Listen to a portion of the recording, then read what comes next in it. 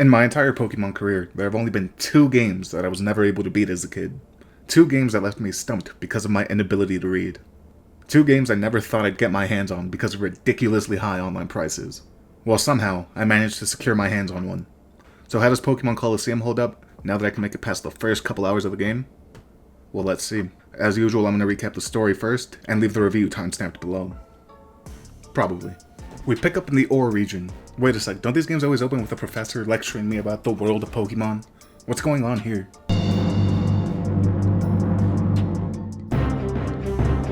It would appear that this unhinged pyromaniac is our hero, Wes. He's resigning from Team Snag'em by blowing up their hideout. I think putting in this 2 weeks notice would have got the same point across, but he steals the Snag'em machine and flees the scene. We stop at an outpost where these 2 guys have someone squirming in the back of their truck. But, given how we're already on the news for blowing up a building, it's best that we keep a low profile.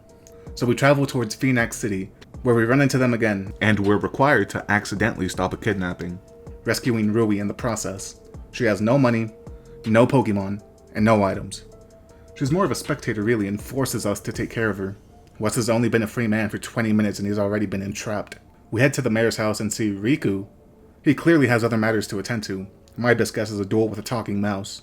We explore the rest of the city, eventually getting confronted by Team Snag'em, who tell Rui about our former Pokemon stealing career, and she's surprisingly okay with it. In fact, she drags us out of retirement, and we visit the mayor again. He's been attacked by Cypher, the region's other evil team. Ooh, a glowing Pokemon. This isn't Dragon Ball Z. Move out of the way, little guy. Ooh, you try that one more time, I'll turn this into Monster Hunter real quick. It'll be a bloodbath in here, and I put that on Arceus. You know what? Screw that. Get in the ball. Rui tells us that our freshly stolen Pokemon is a Shadow Pokemon, and only she can see them. So we head to Pyrite Town to snag Pokemon from the locals, and meet Duking, who's running a sweatshop behind his bookshelf. I'm not here to judge. I just came to snag Shadow Pokemon. So we put the children back to work while we challenge the Colosseum. And after winning, our prize is a free Shadow Pokemon. But Duking and his child workers barge in, blowing our cover. So we fight our way through the Cypher base till we reach Mirror B. We defeat his Ludicolo's and snag his wood to save Pyrite Town. Duking thanks us by giving us his most prized Pokemon to help us on our journey. A Plusle. I don't know what to say other than, this thing is staying in the PC. How am I going to defeat Cypher with an electric rat? Do I look like a 10-year-old Cantonian to you?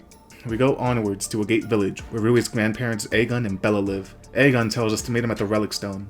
Cypher tries to invade the village. Luckily, Aegon was once the most powerful trainer in the whole region. Yet he loses a battle when he has a 12-level lead. Step aside, geriatric Ash Ketchum. Let me show you how it's done. We don't battle like back in your day. Why fight the competition when you could rob them? With the village now safe, we purify our team then head to Mount Battle. It's been taken over by Cypher admin Dakin. Hold up. Isn't this just a grown-up version of that kid that tried to feel up Misty in the anime? No matter. Back to the jungle with you.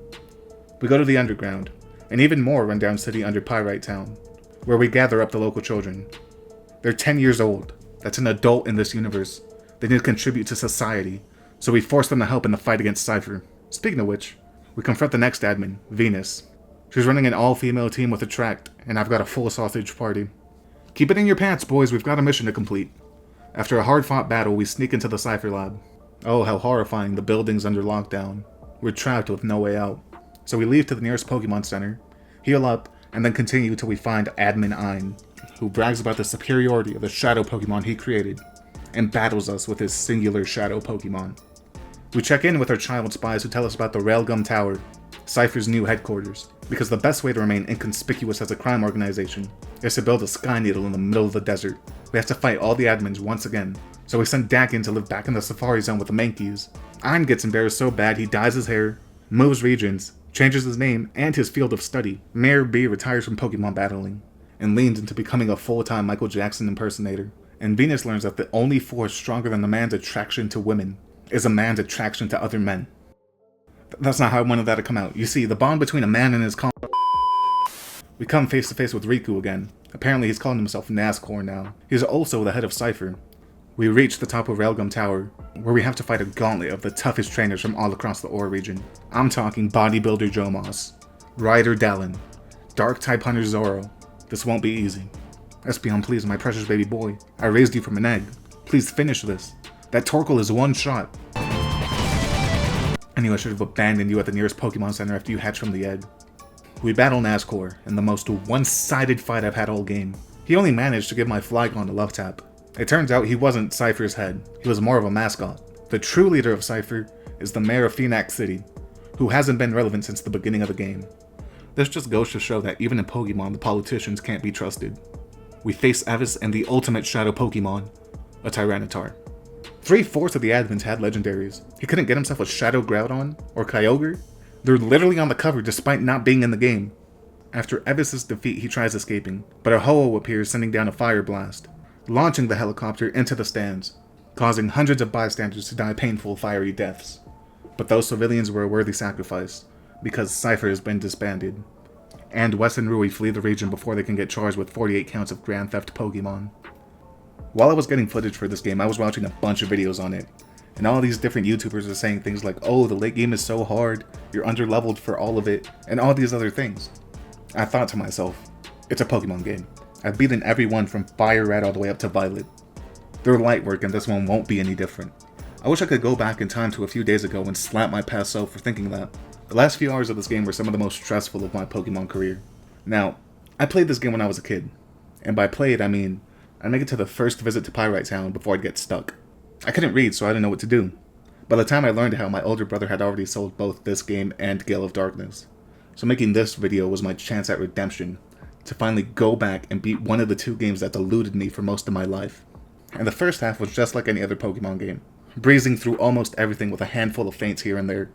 Everything from the Cypher Lava onwards, I found myself having to think tactically, which deviates from the normal way I play Pokemon games. For once I was actually using status moves and buffs and debuffs that I usually get rid of. I had to think about my next move instead of recklessly attacking. I put more thought into surviving the gauntlet battle at the top of Relgum Tower than I did in my entire Violet playthrough. Because in the mainline games, my biggest worry is thinking, will this kill when I'm trying to catch a Pokemon I want? In Colosseum, I even thought out my starting rotation, which was an Altaria that buffs itself with Dragon Dance or Sings, and a Flygon that spams Earthquake. While the battles are more challenging than in a mainline game, they're a lot more rewarding, especially considering a good portion of the Pokemon available to you aren't good in this game. Yeah, there are some great picks like the legendary dogs, some pseudo-legendaries, the Johto starters, and others I might be forgetting to mention. The ones I'm talking about are the ones that don't have their final evolution yet.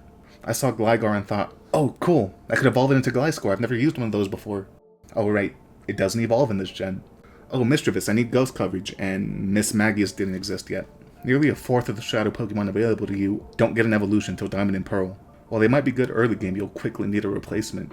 But when you finally have your endgame team, it's still going to take a lot of grinding or a lot of thought to make it through the rest of the game. The Shadow Pokemon were underwhelming. Lore-wise, they're described as merciless battle machines, but in-game they're Pokemon with a glorified version of Takedown.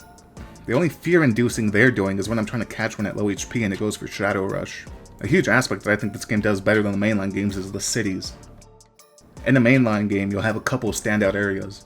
Here, every new location has its own aesthetic, making it more memorable and unique. Phoenix City is this beautiful stone city with streams of water running all throughout. Pyrite Town is a rusted, rundown place with scraps scattered everywhere. Agate Village has tree roots growing over the buildings. Despite not having touched this game in over 15 years, I vividly remember those three areas.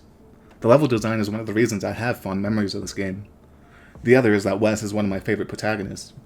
I remember turning on my brother's GameCube, starting up a new game, and the opening scene hooked me in instantly. Breaking into the Team Snag'em hideout to steal the Snag Machine, then riding away on a motorcycle, Espeon on one side, Umbreon on the other. No Pokemon protagonist has done anything like that before, and has yet to do anything like that 20 years later. I'm just a huge fan of the more serious tone present throughout the game, especially how Wes has different goals than your typical character. Instead of wanting to be the strongest or completing the Pokédex, the game happens because Wes didn't want to steal Pokemon anymore. While he never says anything, you get little glimpses that he's a good person who's just done bad things. He was the closest a protagonist has come to ever having a personality. All in all, thank God I eventually learned how to read. Otherwise, I would have never been able to finally understand what was going on in this game. If you enjoyed the video, subscribe, or not. Either way, I'ma head out. Later.